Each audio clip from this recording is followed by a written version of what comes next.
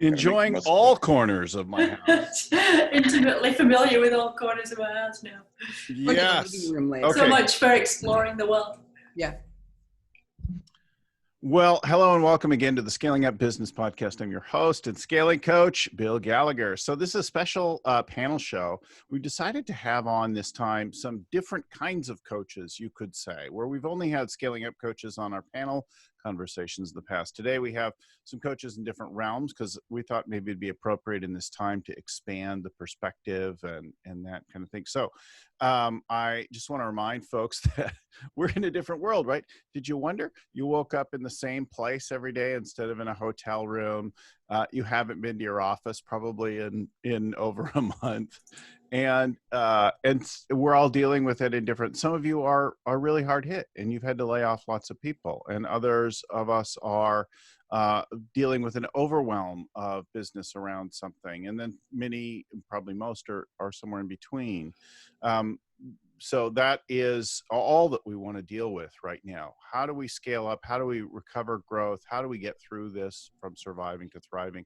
So we have invited a range of folks on. Now, reminder that we're here every week. We have over 200 episodes now of the show on different topics, some of them in video, some of them not. The panel shows you'll also find on YouTube if you want to do that. We have several hundred of these episodes. The tools and downloads, all those kinds of things are at scalingcoach.com. The website has all the free offers and that kind of thing. You'll also find them in the show notes if you get them on iTunes or on Spotify or Stitcher or wherever you get them. You'll find those kinds of things. And I'll even give you a copy of the book for free. You just pay the shipping and handling, Scaling Up, that international best-selling book right there, scalingcoach.com. So listen in now as we talk with Deb Gabor, Kassar and Anita Cabell. So in no particular order, just the way they're organized in front of me on the camera and Zoom, where all our professional lives are, it seems, these days. So, and you've all been on the show before, our like regular loyal listeners who chime in have seen all of you, but Anita is a coach who worked in China, now lives in Michigan, still does some work remotely in China. Welcome to the show, Anita. Are you in Michigan today? I am certainly in place in Michigan, and I think we're on another 15 days here. So, yeah. And Anita is I'll let you say a little bit more about your background, but she's a really effective coach with a particular interest in the human development and the tools that go well beyond all of that. So, Anita, what else should they know about you? Thanks, Bill. Yeah, I've been helping businesses scale, including my own, for the last 15 years. And I figured quite early on, because I was a young leader back then, that actually it's not so much what we do, but how we do it. So the human side of it, how we make decisions, what emotions affect us, how we show up in the world is really the critical factor for game-changing strategy. Yeah. So I studied neuroscience at the School of Life of Business. I've helped over 40 clients scale up so far. And now doing it in the US as opposed to China. But interestingly enough, I've been virtual for over 18 months, helping clients back in Asia. Or I thought it was virtual. Now we're on this vertical climb, figuring out what else is new. So yeah, great to be here. Thanks for having me on, Bill. Thank you. And Ami is an expert as a coach in the world of finance and funding. So he's helping people working nonstop lately, trying to figure out how to get the cash to make it through and where creatively and appropriately to do that, short of walking into a bank with a pistol. It's an option. It's always an option. Right? Ami, where are you today? I'm in my home in Philadelphia, and much to my sheer amazement, I've not been on an airplane in 50 days. Yeah. Right. You can tell from my branding behind me, if you're watching on the video, like I'm very much about like all the places I work around the world. Before the lockdown, I was in many, many countries working with people, and like, oh, what's my identity all about if I'm not on the road? And our marriages, it's all good. I feel blessed. as exhausting as the last few weeks have been, I feel blessed to have being able to have the opportunity to help as many people in different ways that I can, and help bring perspective and help them figure out the cash and money side as much as possible. So I It feel does seem a blessed. bit random in my world, and we could talk more about that as we get through it. But the people, the clients and friends that I know that have received or not received money seems completely like random. Who got it, who didn't, There's how a much. definite lottery element. Yeah. And yet somehow some of the very big companies seem to have gotten plenty just fine. Full discussion. Correct. All right. Anything else to say about you and your work? We just, for over a decade, we've been helping businesses figure out the best capital structures to grow. I have a book out I published 2 years ago called The Growth Dilemma. And one interesting thing is I'm not sure how much of that is really relevant in today's world right now, but that's a different story. So yeah. It's, I noticed that, and we'll for sure get into this, but so much is relevant, but applied differently or in a different context, right? But the universal things are kind of always there behind anyway. Awesome. Thank you. Deb, and where are you now? I'm in my dining room in Austin, Texas. Deb Gabor joining from, and Deb is an expert in particular in the marketing side and brand strategy, but really relevant. And the thing that immediately sprung to mind, aside from that, I've been seeing you a lot lately. I'm everywhere. Let everybody else join in. So Deb's t-shirt says day drink. I didn't realize this was going to be video, so I dressed for audio only. Yeah, reminding of different coping strategies to get through it. Right. Saturday, why not? Right. I did rosé if it's warm. Yeah, I did a webinar. Actually, they're called Debinars now. You can all use Debinar trademark. But I did a webinar a couple of weeks ago, and I literally received a booze order in the middle of it. And so I had one of those moments where I was like, everybody, there's someone knocking on my door. And usually when people knock on the door, they just leave whatever it is, but they were really insistent. And so I was like, hold on. I go to the door and there's my booze delivery, and he wants to see my ID. And I was like, I'm a 51-year-old woman. What do you need to see my ID for? I'm home, I'm home alone with 4 pets. The knock at the door. So I have to run into the kitchen, grab my driver's license, go and show it to him. In the meantime, I have my technical person who's on the webinar with me. And I'm like, hey, Tom, why don't you talk about earned versus owned versus paid media? And he was like, and then what I got, this is the most ridiculous thing. So I ordered a really, really small thing. Apparently they were out of it. And I got a gallon-sized thing of the most ridiculous liquor, which is Tequila Rose, which is a tequila-based strawberry-flavored liqueur, but a bottle this big. So anyway, that's my quarantine story. Wow. Do you have any left, Deb? I was going to say, it was looking good on you. It was a week ago, so it's gone. Oh my God. That's so funny. I got 2 gift boxes in the last week. One was some wines from a coach that I've been mentoring. And then another was a gift from John Ruhlin. And so really nice things in the world. And then the week before we had some flowers show up. So it is nice to see some social interactions moved in a different way. Yeah, definitely. So Deb, Branding is Sex. What's the title of the book? So yeah, I've written 2 best-selling books about branding, brand strategy. The first one is called Branding is Sex. Yeah. Get your customer laid and sell the hell out of anything. I always tell people, I'm doing a really good job of attracting my ideal client, because if you find that offensive, we're probably not going to work together.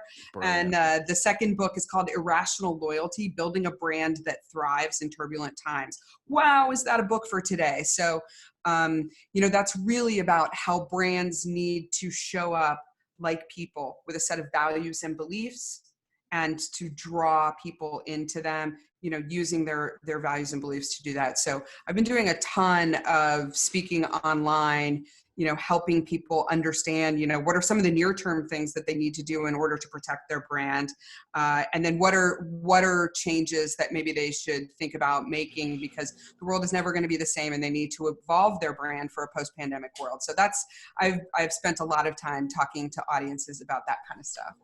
So much evolving and people adapting in the world right now, finding ways to survive and get through, and then many looking hopefully now already for the pivot opportunities and moving into what's next and what's relevant, which is probably a moving target, right? So why don't we start off with one of the basic structural kinds of things I thought is, what are you guys noticing that's working and not working in the world of online Zoom meetings, right? So many of our folks, at least the managing and the information workers, are able to move and do things online. So whether it's Zoom or whether it's your Google Hangouts or Skype sessions or whatever, what are you noticing that's working and not working in that environment? So at the beginning of this, one of the things that I thought I was supposed to do was try to replicate the in-office scenario where, I run a marketing company. And so we really thrive on being together and having a lot of interaction and collaboration. So I was doing stuff like popping in to people using like Google Hangouts video. I would just like pop up and people are like, what are you doing here? Which is very much like what I would do if I was physically in the office. I'd come over and I'd talk to you. And I'll say at first I was like, yeah, this is good. I'm staying connected to people and whatever. And then I realized that I'm actually creating a really invasive kind of situation, right? I literally have been on back-to-back Zoom meetings and online virtual events and speaking things that I'm doing and whatever. And I feel extra fatigued because I can't hide what I'm doing. Whereas on a phone call, like if I want to walk into the kitchen and get myself a cup of coffee or refresh my water or, move some things around on my desk or pick my nose or whatever, you can do that. So in Zoom, when you have people in this little tiny box, or if you do like mistakenly what I was doing where, I'd pop up in people's windows and they're like, shit, she's here. Right. Yeah. You're creating an environment where people are, they have to be on, right? They have to interact. And then one of the things that I have noticed about Zoom, that's anxiety, just to point out. Yeah, no, it creates, I was creating a lot of anxiety for my team. I really was. And then I was like, I need to not do this. I need to ask permission first and emphasize the phone. But one of the other things that I recognize about Zoom, we're missing a huge part of the communication channel, which is the nonverbal part in many ways. You can only see me from here. You're not even hearing all of the tones of my voice because it's gone through an electronic medium. You're not really picking up my micro expressions and things like that. And I think people have to try harder to pick up the full message. And I think that makes people tired. Yeah. Yeah. Yeah, there was an item in the BBC in the last week about why are the meetings fatiguing? And they're like, because there's a delay, which requires it's just a little bit off. And so you have to pay attention and listen for who's trying to chime in. And what else did they say? They said, you're self-conscious. You don't know if everyone's looking at you or not. And for sure, with more and more people in a meeting, it gets harder and harder. So am I being looked at or not? Is it okay to turn off my camera for a second and scratch myself? Yeah, I mean, and we're looking for feedback from other people that comes from their physical person and eye contact. I can't make eye contact with any of you right now. I'm looking, I have 4 on the screen and I'm like, do I look at Bill right now? Do I look at Anita? Do I look at Ami? It's, we as humans, we from a communication perspective, we need that feedback loop, and we're missing some of the feedback loop too. So that self-consciousness, that anxiety, like, are people looking at me? You're not getting the feedback. And especially for people who really need that feedback. Like, I know Ami doesn't really care what other people think of him. But, you know, for me, I'm a person that because of what I do for a living and things like that. And then also just being a person who really relies on interpersonal relationships, that feedback is super important to me to ensure that I'm on message, I'm on strategy, and that I'm actually connecting. Yeah. You know, I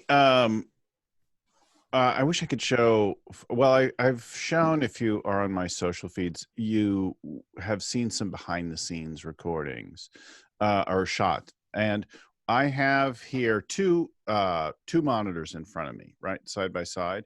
And then their bezels are kind of where they meet and slightly overlap. And then in between those, in the middle of the screen, is my camera. So there's a camera on every screen because I have an Apple World, but I don't use those. I use the better camera that's mounted in the middle and down. So I'm more closely aligned to eye contact with people, but very few people do that. A few will elevate put their laptop on a thing and then position it, which like I might do if I was working in a different part of the house. And get that, and it makes a difference. Like, I'm much more closely looking at you now in your eyes, but which is very close to the camera, and the angle is less perceptible. But of course, our cameras don't come from the middle of our screens right now, so it's pretty hard to get it done. And then the lighting, right, makes a difference. Like, so don't put a big bright window behind you. Anita's got a bright window behind her, but she also has a fair amount of light on her face. I've got a window in front of me as well. Yeah. So you've got kind of even lighting, which is nice. And Ami's just beautifully lit. Perfect. It's beautiful, right? I have a little ring light that goes up. Oh, you get most of the time I stand at my desk, but I wanted to sit down for this so I can, you know, telescope it up and down and whatever. Because you know what? A woman my age, we don't need a lot of shadows on our faces. Oh my God. But I tried to now we get to super control it. I tried to get a better camera. Like I was like, all right, this is the time where I need to invest in a camera. I can't find one anywhere. Yeah. Well, the smoothing option in Zoom for sure helps, right? Oh, are you suggesting I need to use that? Is there an option? Well, Ari obviously did. No. Yeah. Yeah, in the preferences in the video, there's a smoothing thing which kind of evens out the complexion. It's maybe already on for you, but it's kind of like a little bit of makeup. Or maybe not. You can test it now.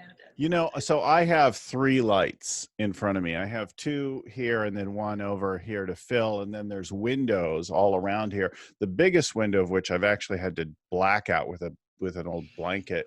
Actually, a Saks Fifth Avenue blanket taken from business class in United. But getting that light kind of even and consistent makes a difference. And then the mic, right?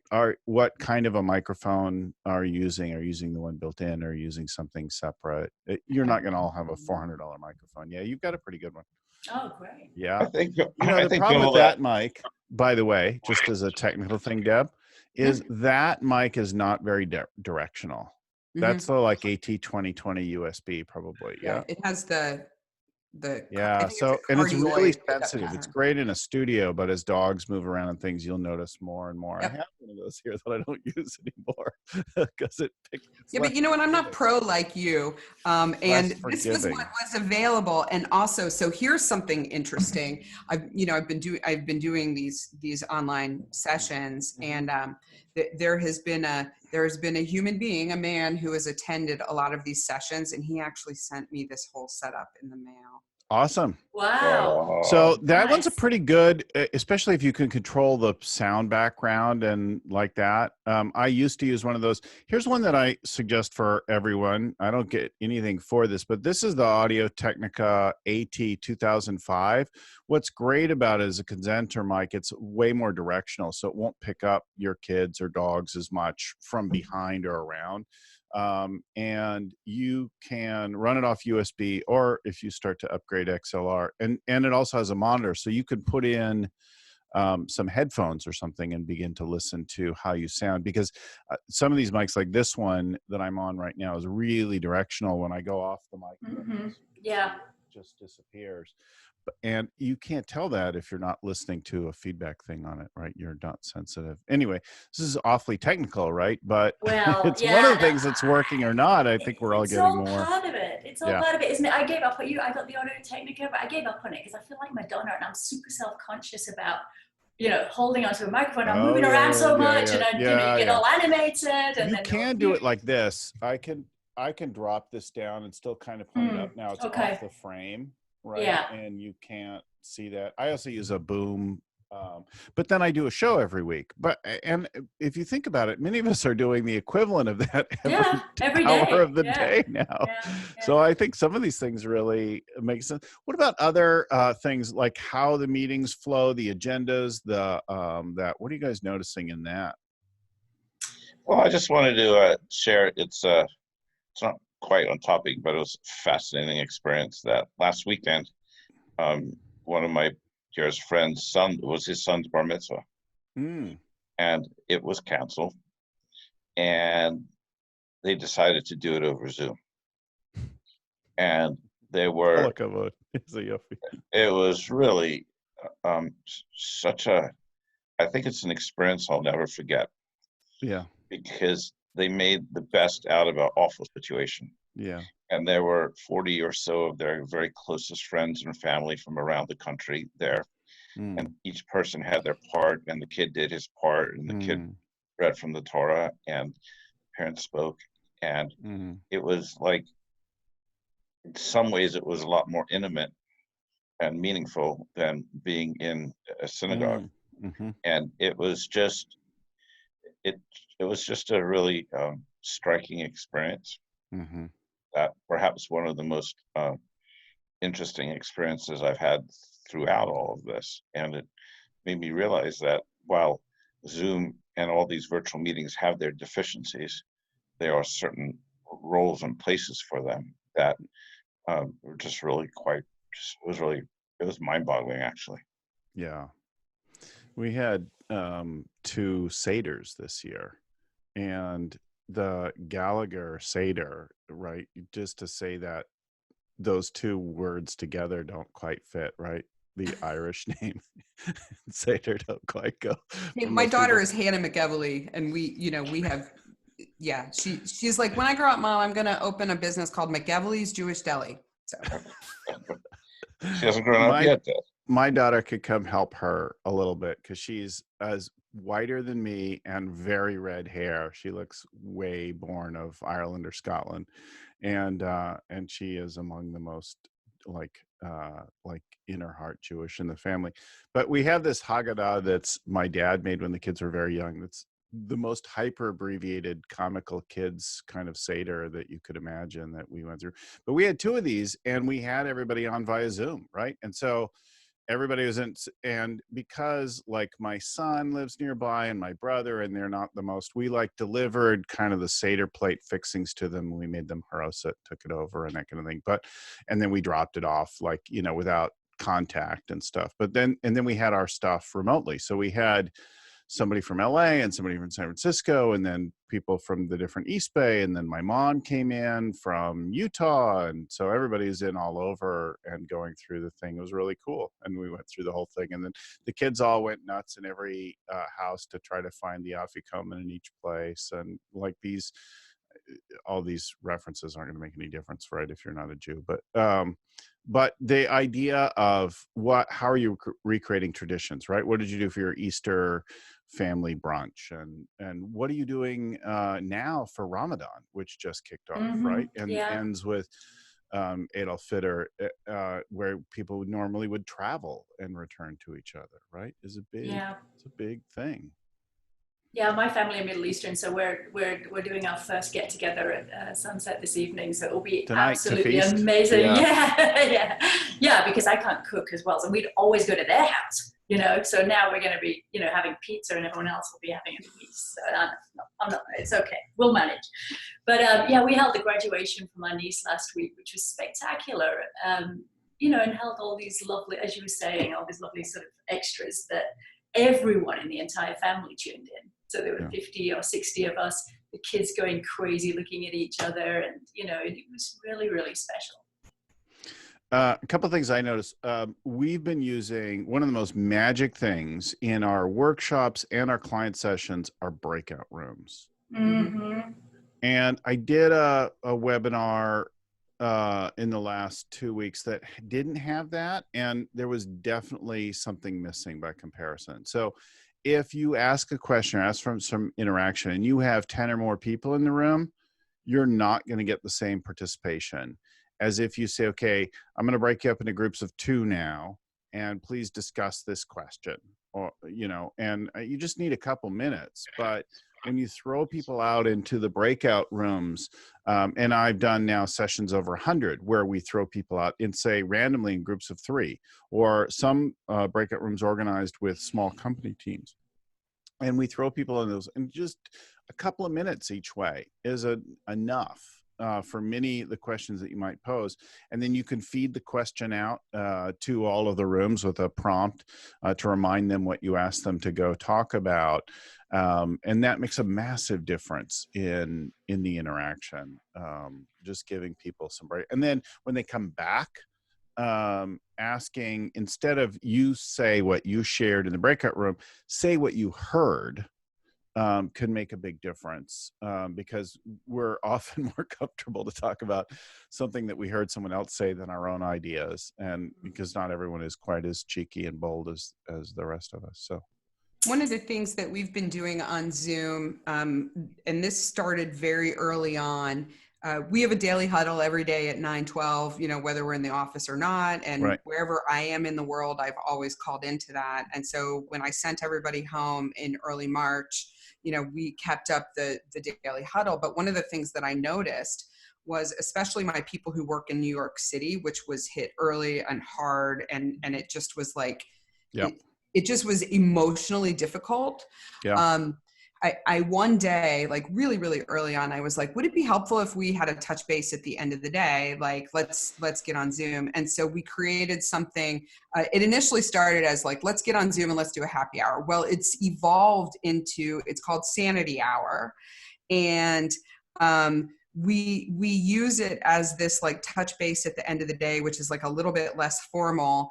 And a couple things that I've been doing is I send a surprise gift to everyone at their home every week. So one week it was fresh baked cookies from a company. One week I sent them a pizza. A couple weeks ago, I sent them this amazing coloring book called, I sent them this. Oh, what it's called.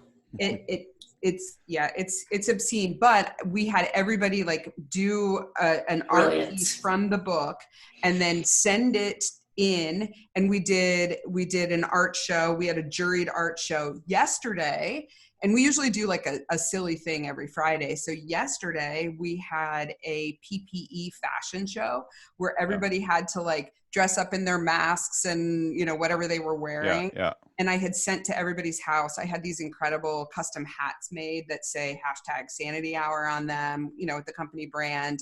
And so one of my big takeaway is that people do need, they need more connection, like, more interpersonal connection rather than less. They need time to like work on their own. They need privacy.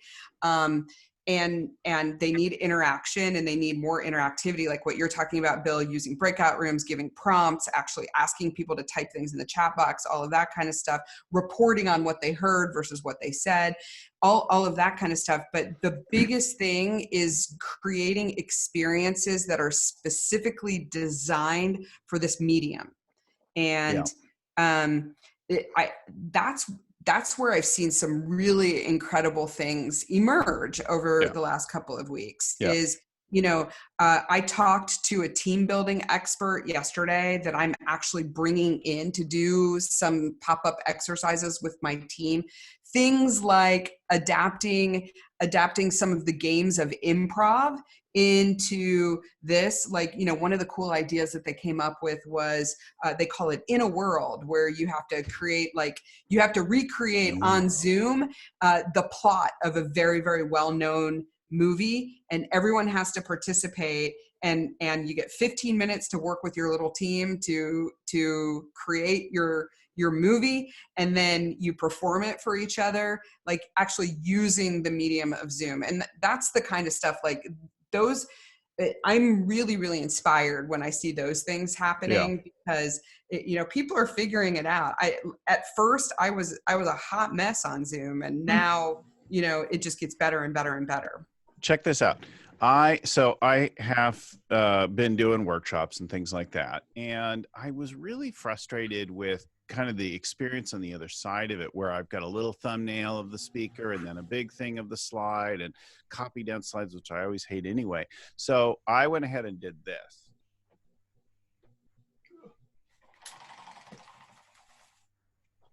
What the heck? That's so cool. I have a green screen that pulls down behind, or you could also get one to pop up or that you pull across or whatever. So there's a green screen in here.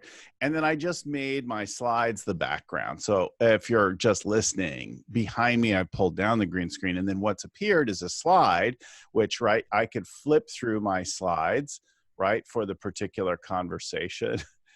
And you can see the only thing I've done is leave a little room on them for my own head to appear superimposed. But like, that's a little hack that awesome. Really that's cool fantastic.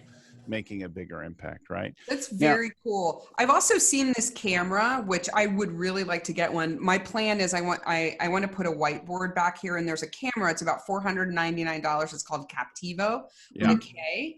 Yeah. And a guy that I had on one of my broadcasts a couple of weeks ago, he has his home studio outfitted with that. But basically, it's a camera that can photograph whatever's on your whiteboard, and it digitizes it, and then you can distribute it to everybody, because I run a lot of brand workshops, and we're really trying to figure that out. The other tool that we're using a lot is Mural. Yes. Which Mural is really helping with anything where you need people to like write on Post-it notes and put it on a board or take notes or whatever. I'll get rid of the green. Love that. It's so cool. That's great. You just have to look into it. Yeah. That's a pull down one, right? You can get the pop-up kind, but I might pull it in. And then I also have mounted on behind me a large monitor, which can mirror or add to one of the screens in my desktop, or I can drive it from another, like a tablet or a laptop, which is helpful. But when I'm using Mural, then I can throw it behind me and I can gesture to it, and people can get a sense of what we're talking about or that kind of thing, even if I'm not sharing the screen, right? I think that's really genius because, going back to what we were talking about earlier about the Zoom fatigue, I think there's also a new phrase, which is the Zoom gloom, sorry. If people are just really absolutely overwhelmed with everything we're throwing at them. And it's one thing if it's a webinar and you're teaching, and it's quite another thing if you're facilitating a conversation. And then, someone made the example the other day, you wouldn't read a novel while you're cooking dinner. You can't pay attention to two really big things at one time. And so if you're worried about how you look versus what you're going to say versus, what's actually happening and what you're supposed to respond to, it's just a massive neurological overstimuli, and it's impossible to get the best out of anyone. So from our perspective, as we're running, meetings all day long, we really, really have to think about what is it that we're transmitting, how quickly, who's, the extroverts, who's the introverts, and how, even what people are picking up in their peripheral vision. It's if you want these meetings to be a success and people not to be absolutely exhausted after your session, you've got to get the right balance of all the elements that make people able to participate effectively. Speaking of these kinds of things, we have moved our conferences, meetings, and summits online now. And we've done a couple of them with thousands of people attending, and they've gone really, really well. So instead of doing multi-day long things, Vern's done a couple of hours at a time, and he's asked each speaker to condense it down to about 10 minutes and focus in on it. And we've got people like Stanley McChrystal, retired General Stanley McChrystal, former commander of the Special Forces, talking about transforming the way that they manage their teams and how that's relevant. And lots and lots of other speakers. I don't know, somebody was on there talking about marketing and Deb's come on to our coaches and talked about that, and Ami's talked with groups about the funding, and so we've had all these things. We've got another one coming up on May 20th. They're only 2 hours long. They're a lot of fun. The last one we ended with some musical games and things like that, where they made up songs about the speakers on that, and then they did some name that tune and other kinds of things quickly that they fused into it. So the Summit 3.0, we have Mark Cuban, David Gardner, co-founder of Motley Fool, Raj Sisodia, who's been on the show before, talking about healing organizations, and he's a co-founder of Conscious Capitalism and the value of that.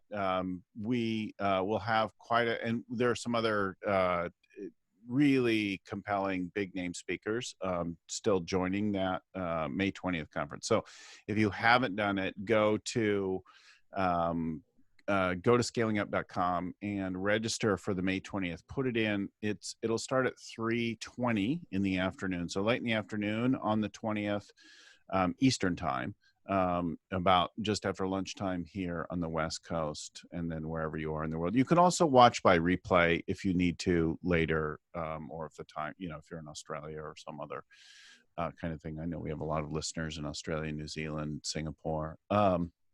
So these are really great, like boom, boom, boom, boom, boom, really great nuggets of ideas from big thinkers, not just their old shtick, but whatever their core genius is, then applied and presented in a way that's relevant for the shit we're all dealing with right now.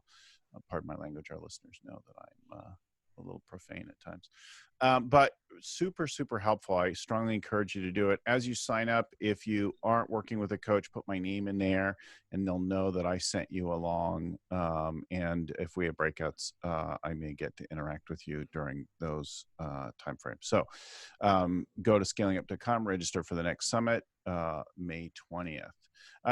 Deb, you started talking about the tools, and I think that's a great segue. Years ago, some of my software and technology teams were using these tools, whether it be stormboard, miro, jamboard, some of these kinds of things. We've moved all of our people now to Mural, and found that really successful. What else are you guys seeing in terms of online collaboration? I know the whiteboard feature in Zoom is pretty mediocre and not very helpful and collaborative. What are you guys seeing? What works? You listed them all off. All of them, right? Yeah. I mean, we've doubled down on the use of Mural, and one of the things that we've done in order to make that work better for us. So, that in the brand strategy process that we do, the climax of the process is this 8-hour workshop, and it's usually done in person. And of course, we've had to really adapt that.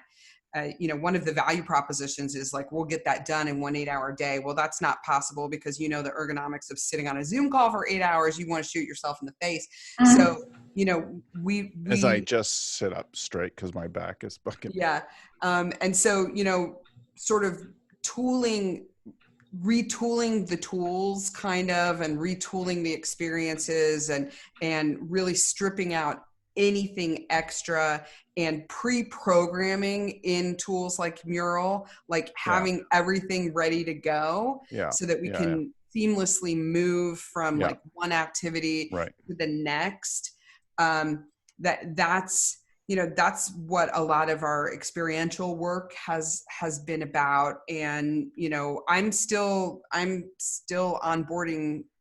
We signed 2 new client deals yesterday, and they're both going to need brand workshops, somewhere here in the next couple of weeks. So, it's what's really cool is it's kind of an evolution, and my team is really clever about figuring out how to use the tools and move between, like, somebody writing on big post-it notes over here, and then move to Mural and do something in a breakout room, bring everybody together. It's been really cool to watch. And it's so interesting. Like, one of the big changes for me is I really I've always valued this in-person interaction because it's sort of like our clients and us, we're in the trenches when we go through this strategy process, because you come out at the end of the day and you have this alignment and you've got, you have clarity on the brand and people really love it and they're really excited coming out of it.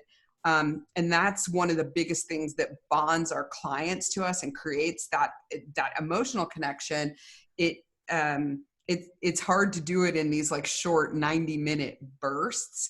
So, but I had often, it's fascinating because I had often said, no, we won't ever do these workshops in a remote way. Well, and now we've been forced to do these workshops in a remote way. And I actually think it's transformative to our business, right? Just the figuring out how to do things differently. Now I'm sorry that I signed a lease to expand my office into the office next door to us, and do construction and stuff like that. Cause then I'm like, wow, I'd rather, figure out a way to like send some people home and have them work remotely a couple of days a week and stagger people in the office than take on more space, Yeah. Well, we're going to need to de-densify some of our space for sure, right? Physically. The separation and plexi barriers in places and things like that as well is probably going to be with us for years and years to come now. It's been looming for a long time now, but here it is. I think we just, we're going to perfect these techniques in such a way. I don't know whether you're starting to hear it, but a lot of people are saying they absolutely love virtual facilitation, and they even more than meeting in person. So, when you try and decode why that is, and I think there's a certain amount of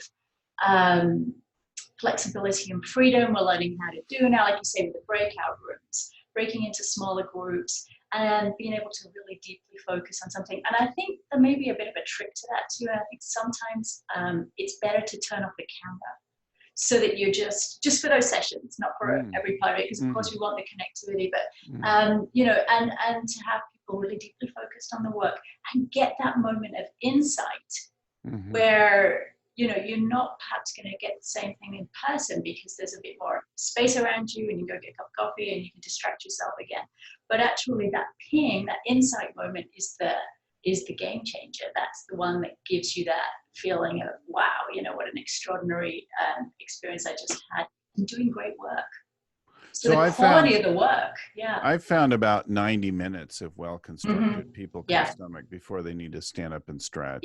And some people are doing less, but I definitely wouldn't go 2 hours because you're starting to get people anxious and they're uncomfortable. But 90 minutes, give them a stretch break or that kind of thing. And I've encouraged people at times and I turn off the slides or whatever we're sharing. Let's just talk to each other for a second and listen.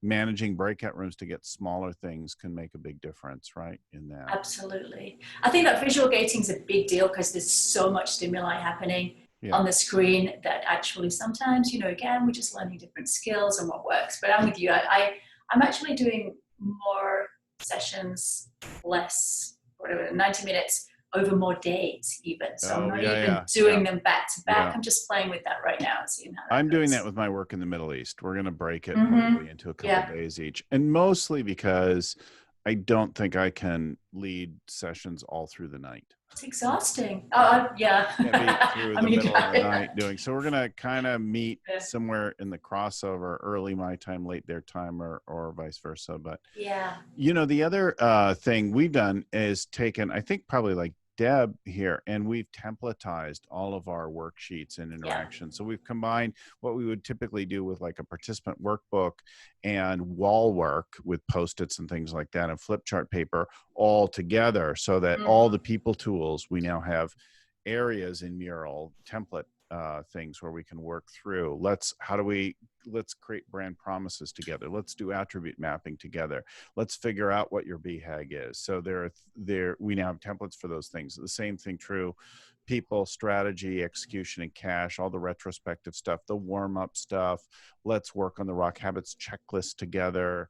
All of those kinds of things we can do now with templates on Mural, which, we've done in a couple of weeks. We've moved everything there. So just with experimentation. one question, Bill, is Yeah. think about all the time and effort and travel we've all saved. I'm not sure, Anita, if much of you're a traveler, but I know Deb and Bill and I are road warriors. Yeah. Yeah. Usually I am too. Yeah. And Yes. I mean, whereas I used to hate webinars, I used to despise them. Yeah. I used to never want to do them. I used to feel like I was talking to a mirror. Yes. And now I'm doing 3, 4, 5 a day. Yes. But getting my message out differently, maybe Yes. not quite as well, Yes. but differently. And sure, I'm fried and exhausted at the end of the day, but think about how much more efficient it is also. Yeah. You know, I have like a mixed feeling. Deb. Yeah, I was going to say, like, I always put a premium on, speaking at large events. And that also that's the way I make a lot of my money, is getting paid to be at big events. And then also, running these full day workshops and stuff like that. And so when that went away, I had to quickly change what I was doing.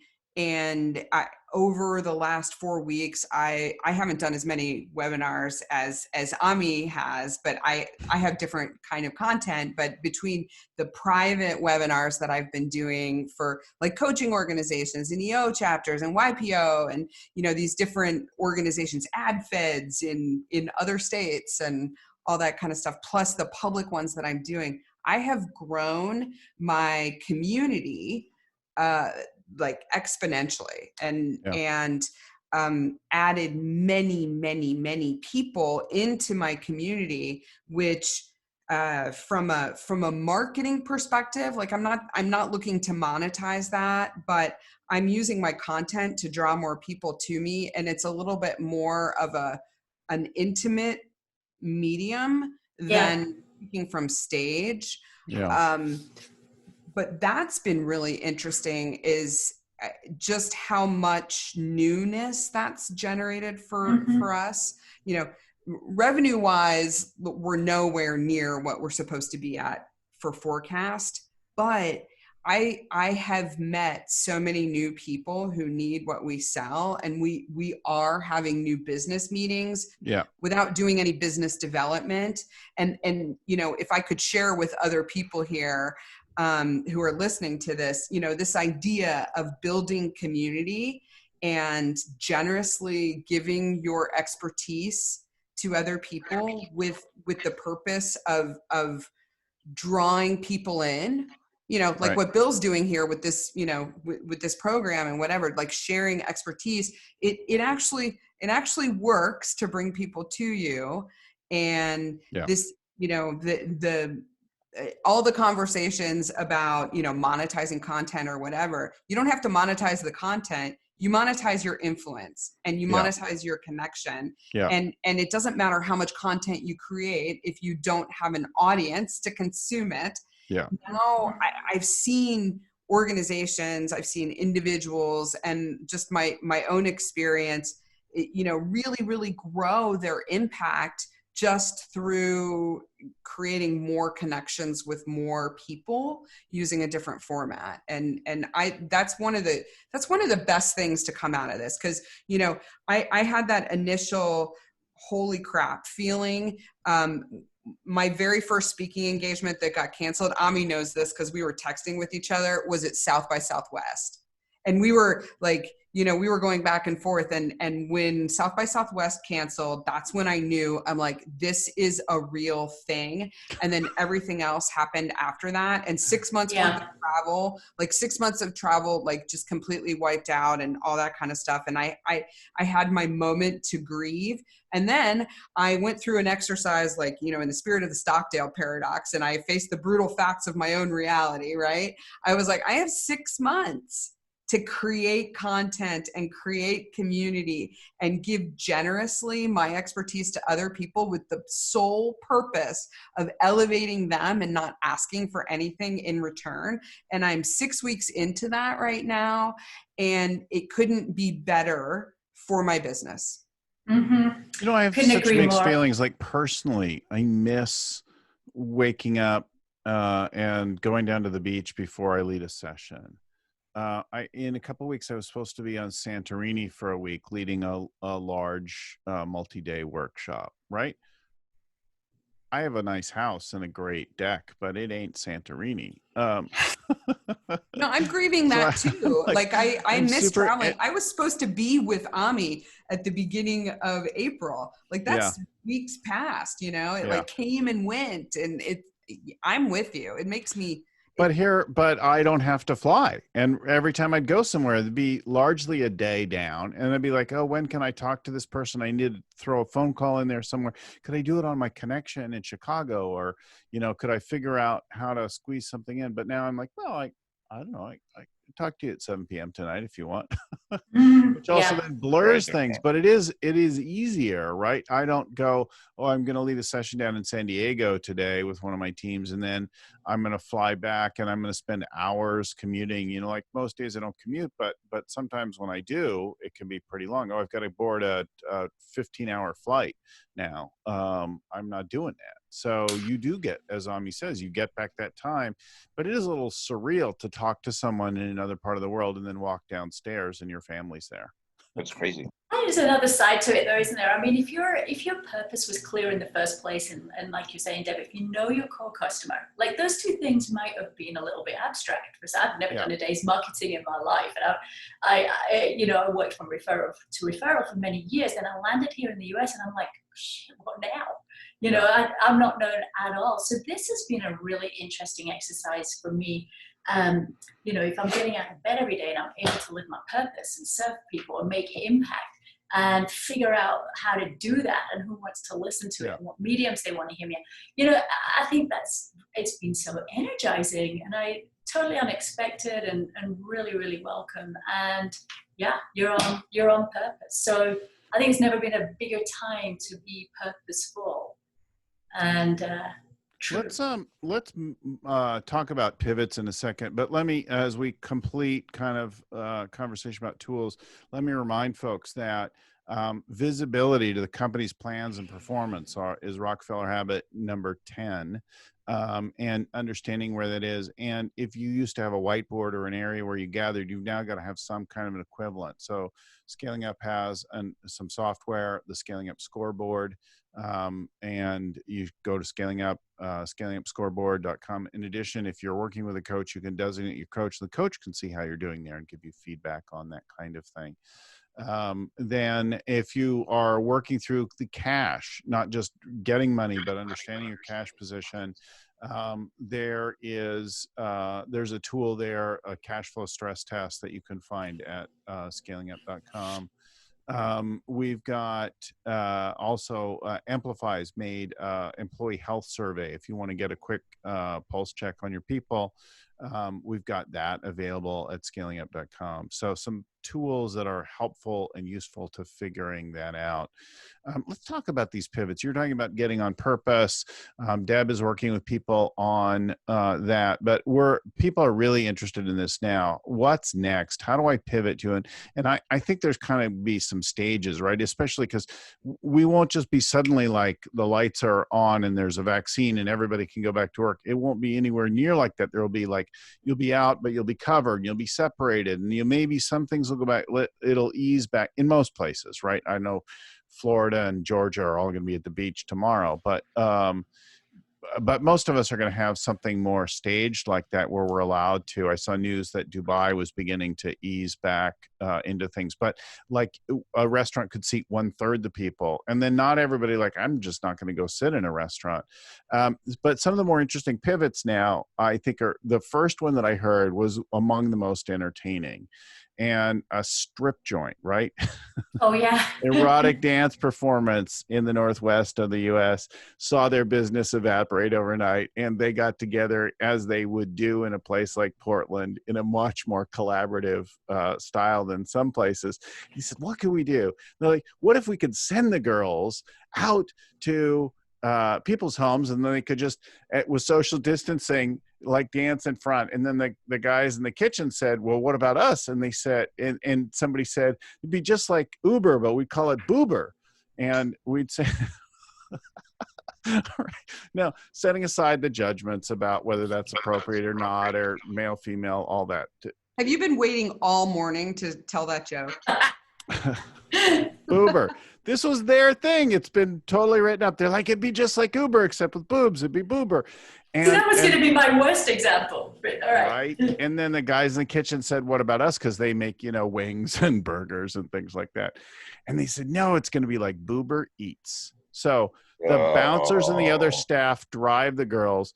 2 girls show up and deliver food from the kitchen with pasties and stuff. It's not truly nude in whatever, but they're cheeky and Boober Eats. And they're like, so I don't want to, there are plenty of valid criticism of that kind of world and what that represents, but the creativity, the ingenuity, the scrappiness to pivot that quickly. And they've gotten a tremendous amount of press. I think it's super fun and playful that they're doing that and getting that. But there are other kinds of pivots as well. I talked, before this comes out, I'll have a conversation on the show with Kevin Hundl, a business guy, a guy who did accelerator trainings before that I first met that way. And he's in the EO organization, has been in leadership there. But his company makes and distributes things like speaker boxes for the back of your car. The cars that roll down the neighborhood just with massive beats, and other kinds of audio products. And their business first went down a little bit with supply side as Chinese production went down. And then it went down massively as their dealers weren't interacting and selling things. And he had to lay off most of his 60-foot person and idle his 50,000 square foot facility. And then he realized that the plastics they dealt with and the materials that they dealt with were suitable for barriers and face masks and things like that. And so they started making those. And then they realized their Chinese suppliers also had plenty of access to loads and loads of masks. So he started, so now they're making all kinds of protective gear. With A-Trend Safety is the new division of A-Trend USA. And he started to move, and he's hired back everyone, open job postings to make and distribute these kinds of things. So that's a really obvious one, right? But what are some of the ones that you guys are hearing about? So I was inspired very early in this process by LVMH, which is the parent company of Louis Vuitton and Christian Dior. And this was really even before things picked up pace here in the United States, but they were able to retool their perfume factories to turn them into facilities to make hand sanitizer. And they were able to meet France's need for hand sanitizer in just 72 hours. And so this idea of retooling the factory is something that we've been talking to our clients about. And so I've had conversations with, here's a really good example, eco-friendly dry cleaner here in Austin, Texas. They have a number of locations. He was really struggling. They have a service where they pick up your cleaning, they drop it off. So a couple of things, they've pivoted in a couple different ways. One is, like, we're all on Zoom. I'm wearing a t-shirt. Anita's wearing a sweater. We're dressed casually. We don't have a lot of dry clean only clothes right now, right? And so he was like, I'm looking at my business going away.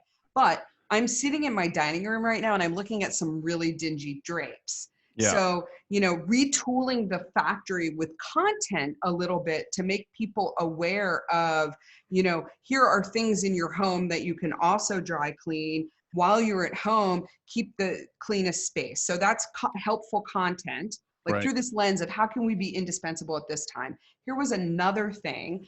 I said, you can probably create some really useful and helpful content. Who better than the people who see our go to work clothes? Who better than them to be the arbiter of what's fashionable for Zoom, right? You can create like some really fun, uplifting content to bridge the gap with your existing community, your existing customers. And then two more things that this company was able to do. They have a network of vans and drivers, right? And even if people are not doing pickup and drop off dry cleaning from their homes, they have vans and drivers. There are neighborhood restaurants that want to be able to prepare food and create family meals. And so they set up some relationships between the vans and drivers and these restaurants to like bring favorite neighborhood foods, you know, to people in those areas. And it's like 2-in-1 because it helps that restaurant. And then it also helps, you know, keep these people employed.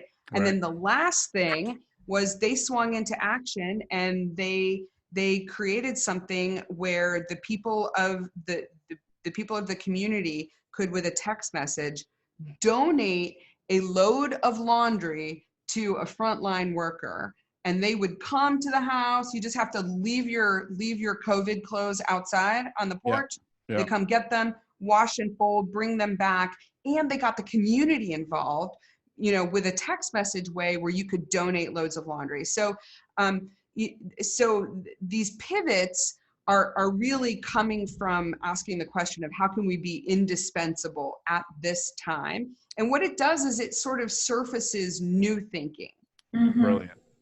You know, we've read about or seen, whether you're super conscious of it or not, innovation labs in large companies in the past. And they're colorful, bright places with toys, and they look playful, and because that's where we innovate. That's all bullshit. You want to cause innovation really quickly. You want somebody, how was the lever invented? Some guy found himself in a cave with a stick. He had to dig his way out, right? That's these things happen in times of hardship, right? When your business is on the ropes, when the world's change, the people that innovate are the ones who come up with that. And the people that I talk to that are like, well, we're just going to wait this out, and like, well, we're going to hunker down, and that's nonsense. Your other people are going to eat your lunch, and the brand affiliations and the loyalties are going to move in this time frame, and people are not going to go, oh, how did I used to do my cleaning? No, they're going to have moved to the people that do it the other way, right? That got through and adapted. Even if it changes again and goes back to something a little bit more like things used to be, it never ever goes back to the way it was, right? You can't go home. No, I think there's something in that, and in the you know, really specific problems everybody's facing, trying to pivot their lives and their businesses right now. And you know, it's the extreme beauty of the constrained brief.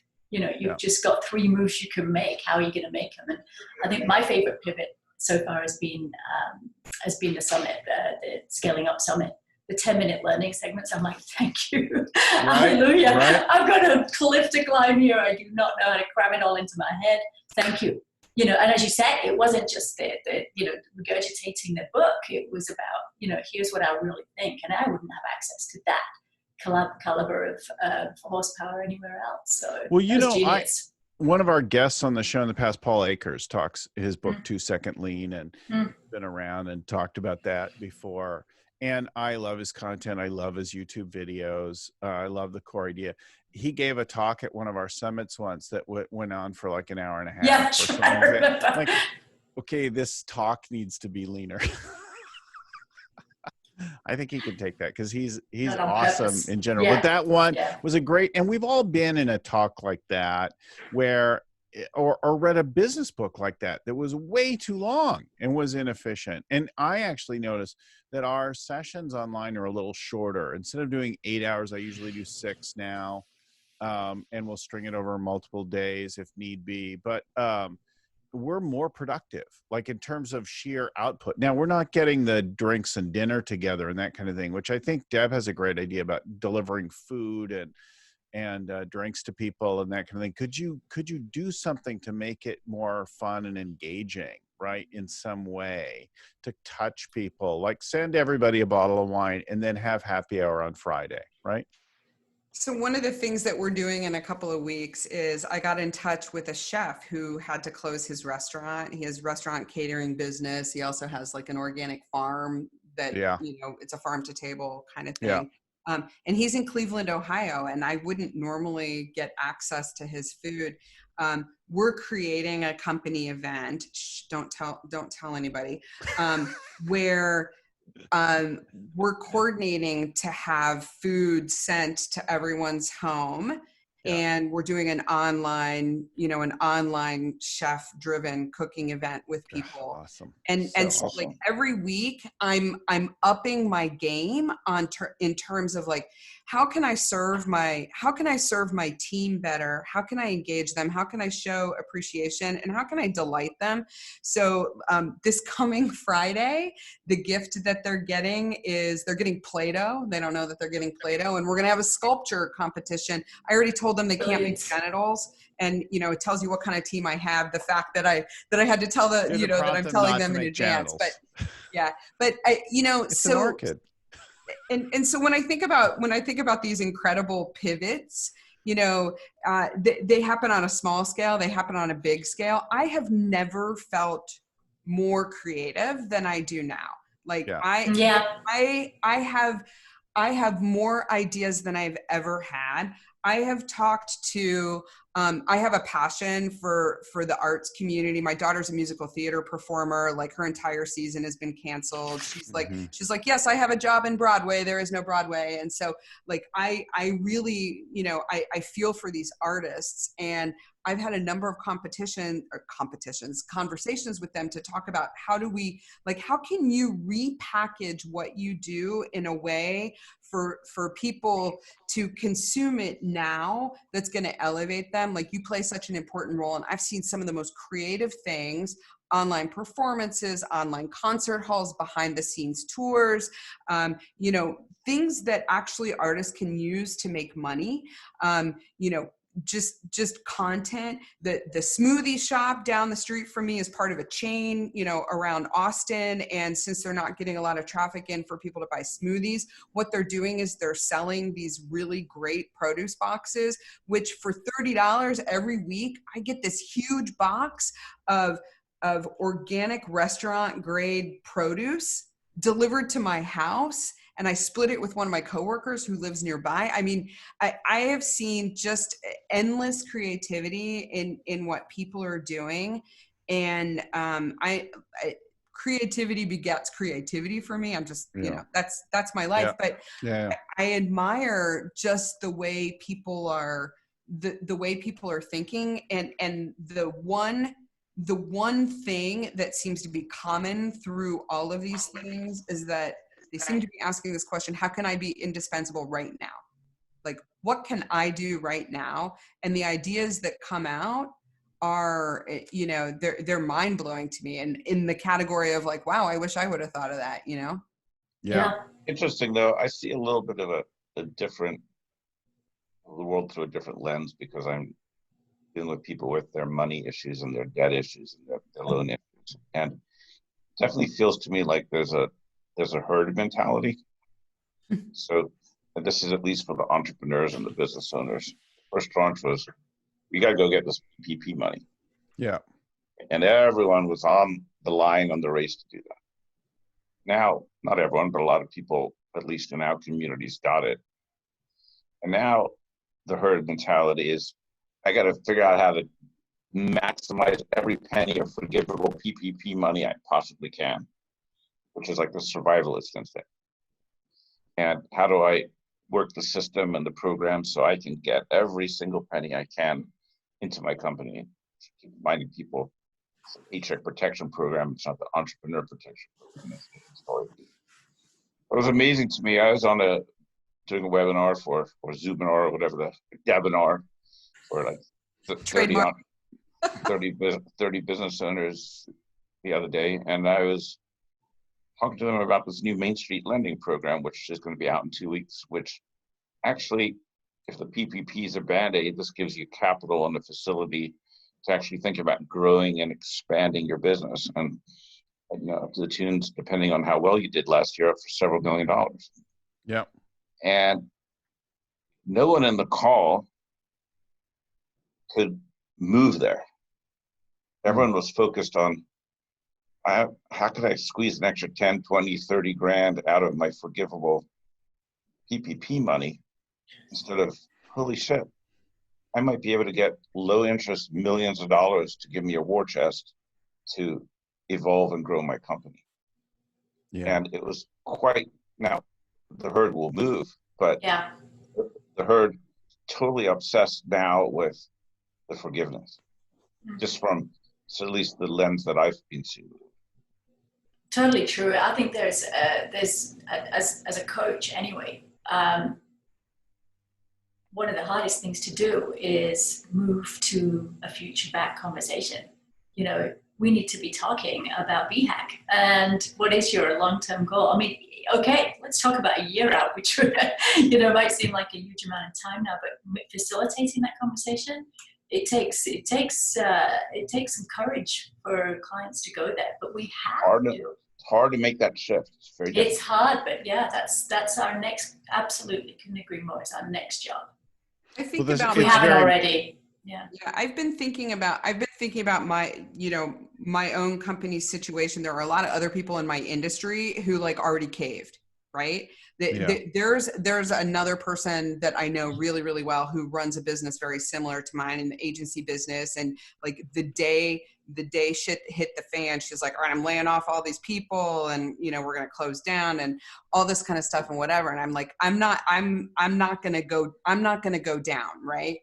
And, I also, so now is a time where there are incredible resources available, or there's incredible resources that aren't available, but because of the way their shitty companies are treating them, it'll be easy to make them available. Now is a time I want to upgrade my team. Like I really want to upgrade the talent because, you know, one of the hardest things in a human capital intensive business is finding people who are, you know, really, really amazing. And I know that they're out there. So that's one thing. And that's something that you need capital for. Another thing is like other businesses that are sort of in my ecosystem or in my realm that maybe would be good acquisition targets are, there's a lot of people out there who are not good at running businesses, who have businesses for whom this situation is going to show them like, holy crap, I'm not good at this. And it would be really great for me to have somebody else lead this. Like I actually, or I don't have the stomach or the heart or the desire for it anymore. Right. And Fear so, of it. yeah. And I feel like I personally am made for this moment. Like there are some of us who are like, all right, this is the thing, but I'm looking at like, what are the opportunities going to be for me to like buy a bolt-on business, or how can I like acquire the talent that's going to give me a new capability, or how can I go pick up those clients that somebody else left behind? Right. Like all these organizations that are, you know, that are canceling contracts right now, those businesses that are able to not only survive this, but sort of reignite themselves and thrive in a new environment are going to need to hire people like me later. And so, you know, with regard to the PPP thing, you know, I'm one of the few people I did receive a PPP loan. And here's another thing that's going on, just an aside, is this thing called PPP shaming. Like I have survivor guilt. It's hard for me to talk about it in front of other people, but I'm looking at my PPP loan and it's not like I was trying to game it to get the maximum forgivability out of it. I was like, let me look at this in the way that it really was intended. Like the idea is to like help tide me over and you know, really honor my commitment that I made to my employees, which is to keep as many of them employed as long as I possibly could. Anything that's forgivable, I'm looking at it as it's a bonus. So I had to take a step back because I was doing what Ami was saying, where people are like, how do I squeeze more out of this? And I'm, you know, trying to jockey around the people. And I'm like, well, if I fire this person and then I bring this vendor on as an employee, like stuff like that. And then I was like, wait a second, that is not you. That is compromising to your integrity as a human being, Deb Gabor. How should I really look at this? And I like zoomed way out. And this is how I looked at it was, I'm going to use it for what it's intended for. I'm going to act in a way that is in the best interest of my business and me. And I'm going to use it that way to in a more holistic way, right? And the piece of it that's not forgivable, it's cheap money. Yeah. You know, and for a business my size, But it's not use it that on much. growth, right? Not to fund a bankrupt business. Yeah. Yeah. Right. PPP, guys, PPP is like a Band-Aid. Yeah. Okay. PPP is, and again, I'm not sure when this will air, but A couple of weeks. compared to one of the things that struck me is that in my pre-crisis talks, I used to try, holler up and down that you have to prepare for the unexpected. Yeah. And you have to prepare your balance sheet and to have your lines later. the lines of credit and for the unexpected. Yeah. And I used to make jokes, oh, you might wake up and we'd blow up North Korea or there'd be a war with Iran. I never dreamed of the unexpected being you'd wake up one day and if America was shut down. And some people would listen to me and some people wouldn't, but that's okay. But usually in normal times when the shit's hit the fan, there's no way for a company to get money. Mm-hmm. Right? You can't. Or if you're going to get money, it's extremely expensive money. In 2009, there wasn't a lot to get. Well, now with this Main Street lending program, at least if you were doing well last year, certainly even if the shit's hit the fan, there's an opportunity to shore up your balance sheet and to get some cash. And the window for it is fairly tight. It'll exist for a few weeks and then it'll be over. And people are like, oh, I don't want to pay 2.5% interest for that money. Or if it's not forgivable, I don't want it, or things like that. And I don't want to pay a 1-point origination fee for that money to the bank, or I'm not interested in any more debt right now. The world is too scary. Yeah. And I'm saying, all good, but if you really want to live to fight another day and you're ready for that war and that battle, shore up your army and shore up your balance sheet right now. And very few people can actually shift to that thinking right now, which is really interesting. I agree with you 100%, except, right, I do remember the misuse of it. So your intention 100%, but what often happens, like in 2001, after 2001, I used the available debt financial structures to keep alive a business that had ended and changed and was weak. And so a couple of years later, when there was far less sympathy and support and that kind of thing, after that, my business, the gig was kind of up. And now I had to deal with killing off the parts of the business that hadn't worked in a long time. But now all of that debt, I'd used that money. Now I owed that money, and my savings and my personal cash and my house was on the line, right? So I think it's dangerous to use available debt to prop up a business that needs some fixing. I agree, but if you can take the debt and recognize that A, the business needs fixing, and B, there will be acquisition opportunities like Deb is mentioning. Genius. Then you should be really trying to grab this cash now. Yeah. And if you have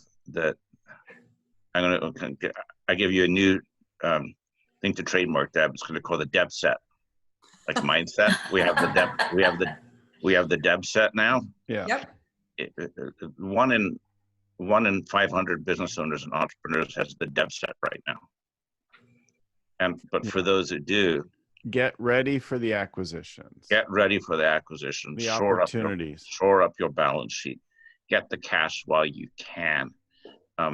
Take advantage of the resources now.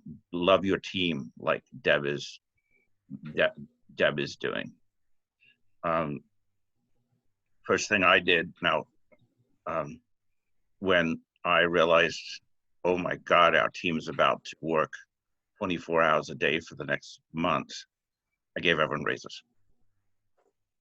Now, I realize I'm the antithesis of what's happening to 99% of businesses right now, even though we've hardly made any money, but that's okay.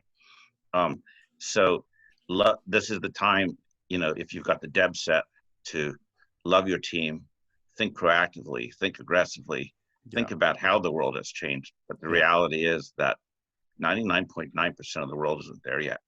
And if you don't get those who really take advantage of this have to get there. Yes. How do we get this money? Like the Main Street lending program is for companies that had $250,000 in EBITDA at least. Is that program? So at least, again, when this comes out, the program will have already changed. So the way the program is constructed as of what is today, April 27th, it's 4 times your EBITDA last year minus your existing debt, or 6 times your EBITDA with a cap of 30% of your existing debt. With any EBITDA threshold minimum? Well, the minimum loan size you can get right now is $1 million. Okay. Right. Right. So on the very baseline scenario, if you had 0 debt or you took 0 PPP and you had $250,000 of EBITDA last year, you can get $1 million. I sure would like $1 million to go out there and upgrade my team and we should talk about a debt. Think about that war chest, right? Having the war chest versus taking on a lot of debt to support something that isn't working. Having a war chest to go invest in what is. In terms of figuring out what's working, right? I want to give a plug to our workshops. I'll be leading 2 in the next. I'm leading 1 a month now, where I used to do like 1 a quarter. At least in the public sense. So, and then we also do private company workshops as well. If you just want to work through some of these things with your private company, of course, we can do that. And so can our 200 coaches around the world. So I know Anita is also available to lead workshops. And then each of you are doing things in your own realm. But if you want to do a scaling up workshop and work on updating the strategy course, we're happy to do that. I have one May 12th coming up that you can register for public, and we have flexible pricing options if you're at pricing. Then we'll have one again on June 10th in San Francisco. There's a load of them. If you want to register for ours, scalingcoach.com. You'll find others in the world of scaling up all over the world if you want one close to home. But I had somebody participating from Asia in our last one who was up from midnight to 4 a.m. to be in the workshop because they were a regular listener of the show. So we welcome you May 12th and June 10th for our public workshops in scaling up. But in all of the tools there, we're talking about what is people, strategy, execution, cash in light of the present circumstances. So it's all tailored to what we're dealing with now. It's highly interactive and online. But the key exercise that I used in the last downturn, that companies I advised used in the last downturn, that we're using actively right now, the core of it that finds the pivot, that is the way out, is our SWOT or SWT. It's a more strategic version of the SWOT. And the key here is looking at trends, but not just trends in your own industry, right? But trends broadly. My wife's been involved. One of our friends said, restaurants are struggling and ER workers are working nonstop and people want to do something. And she saw the intersection of those two things, her Venn diagram in her mind, and said, let's let people donate to fund meals that we'll deliver to the ER staff in particular. And there are programs like this all over. This particular one is for our region and for our area. eastbayfeeder.org is the group. I'll just give them a shout out. Vern shouted out in one of his posts yesterday. But my wife and her friends have raised $450,000 so far as of today. And they have lined up to feed all of the folks in the area, and they're now expanding it to some other frontline workers. They're delivering hundreds and hundreds of meals a day to these people working on the front line. Some of whom they don't necessarily need it for sustenance, but they are saying our work is really hard right now, and this is one of the bright spots that leaves us feeling connected and cared for by the community. Thank you. Makes a huge difference. And the restaurants are like, thank God we're keeping our kitchen busy and that kind of thing. And people are driving and delivering. But what is it that you could do, right? When you look at the trends in the world, where do you see the intersection of things? Deb was talking about this before, right? What is happening? How do you be indispensable right now? What could you do with your business? And it maybe is really different. It could be just a novel way of doing what you've always done, or it could be something very much adjacent to your business that isn't very directly related. And we had tremendous growth in 2009 and the few years after that, because after tightening our belt and shutting things down and getting some room to breathe and maneuver, we innovated, right? And the companies that I worked with made millions of dollars in the next couple of years because they pivoted to, they shifted into, they didn't wait for normal to return because normal never ever returns, right? Y'all, when you get on airplanes, you have little bags of toiletries that all your liquids are in one little thing. And if you don't have the special pass, like you take your shoes off, when it's that way forever, right? Like some things kind of go back to a semblance, but it's a new normal. So what are you going to do now to be relevant now? That's our SWT exercise. How do you what are the trends that you could spot, right? I think a really important part of that, Bill, is what you said about getting an external person to help you think different. Right. You know, it's so hard to do it by yourself. It is really, you know, you don't even know what a sort of groove you're stuck in. So, you know, having someone to burst out your thinking, have new questions and look at things from different angles changes the game. I've had I'll be a commercial for coaching. Yeah. Because I've had a scaling up coach for, I'm going on 3 years. And over a period of time, I went from having my worst year in business ever, which I started my company in 2003, to having my most profitable year ever. Like I increased profitability in the hundreds of percentage points by bringing just sort of the alignment, getting everybody on the same page. Yep. One of the things that coaching really showed me was like who was on the bus with me and who wasn't. And so really being able to have a very, very aligned and most importantly, accountable team, and then bringing in a structure for open and shared accountability. It becomes really, really easy to lead and manage when you can actually have like a visual bead on, and I'm talking about like, you know, an accountability system, but like, you know, what are our priorities? Who is assigned to those things? Where are they on those assignments?